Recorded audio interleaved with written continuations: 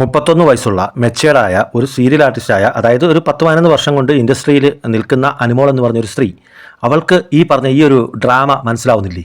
അല്ലെങ്കിൽ ഇവൾക്ക് ഇത്ര ഇമോഷണലി അങ്ങ് ബ്രേക്ക് ഡൗൺ ആവുമോ? ഒരാൾ വന്നിട്ട് കല്യാണം കഴിക്കാൻ ഇഷ്ടമെന്ന് പറയുമ്പോൾ ഇത് ശരിക്കും അനുമോളുടെ ഗെയിമാണ്.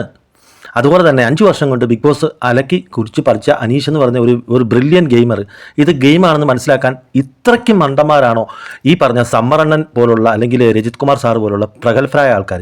ഇവരെയാണ് ഞാൻ കളിയാക്കുന്നത്. നിങ്ങൾക്കൊക്കെ ഇത്ര ലജ്ജയില്ലേ? ഇതൊക്കെ ഗെയിമാണെന്ന് മനസ്സിലാവുന്നില്ലേ?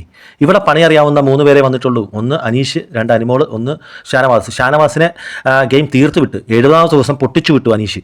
കാരണം അയാൾ ഫ്രണ്ടാവാൻ നോക്കുന്നു, ഉടക്കുന്നു, ഫ്രണ്ടാവാൻ നോക്കുന്നു, പിന്നെ പെങ്ങളൂട്ടി കളി കാര്യങ്ങൾ അടിച്ച് തീർത്ത് വിട്ടു. ഷാനവാസിൻ്റെ ഗെയിം തീർന്നു. ഷാനവാസ് ഭയങ്കര കുരുട്ടുബുദ്ധിക്കാരനാണ്. ഈ ബിഗ് ബോസിലെ ഏറ്റവും കഴിവുള്ള 3ാമത്തെ ഗെയിമറാണ് ഷാനവാസ്.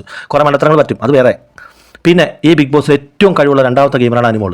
അവളുടെ സീക്രട്ട് സാധനമാണ്, അവളുടെ ഏറ്റവും വലിയ തുറുപ്പ് ചീട്ട്, ബ്രഹ്മാസ്ത്രം എന്നൊക്കെ നമ്മൾ പറയാം. ബ്രഹ്മാസ്ത്ര സാധനമാണ് അവൾ എടുത്തു വിട്ടത്. അതാണ് അനീഷ് എക്സ്പോസ് ചെയ്തത്. ഈ ബിഗ് ബോസ് സീസണിലെ നമ്പർ 1 ഗെയിമർ, ഏറ്റവും വലിയ മൈൻഡ് ഗെയിമർ എന്ന് പറഞ്ഞാൽ ഈ പറഞ്ഞ അനീഷ് അത് എക്സ്പോസ് ചെയ്തു.